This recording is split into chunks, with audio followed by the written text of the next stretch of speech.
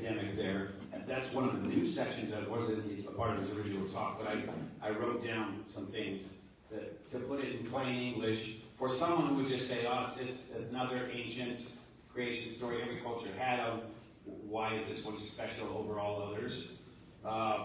First of all, this is the only one where there's a God, singular, versus gods, plural. So monotheism is already on display, even though I would argue there's a hint of the Trinity also in that creation story, but it's singular. Secondly, I wrote, God is over nature. God doesn't come from nature. It's not a lizard God, a tree God, a crocodile God, a mosquito God, or whatever. God created all things out of nothing and is over creation. He added one about God chose to create living things after his image and likeness instead of in the pagan religions, stone-carved or wood-carved totems that are after the image of the gods, a non-living thing. His image and likeness is captured in a living thing. That's unique.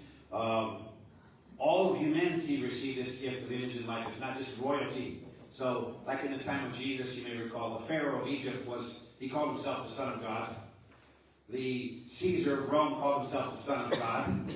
That was a thing royalty sort of liked to claim. In the Judeo-Christian roots, all of us share that dignity. That's a one-of-a-kind revelation. And that God is envisioning a family. God desires friendship with us, not a master-slave relationship. If you read Islam, for instance, the view of God is that he's a slave master and we're his slaves, or that we are a form of entertainment for the gods. In this case, that image that he will come back to over and over again is one in which God desires family. So those do make this story, even in its primitive form, different from every other ancient creation story that we're aware of. Does that make sense for people? Yeah. Okay.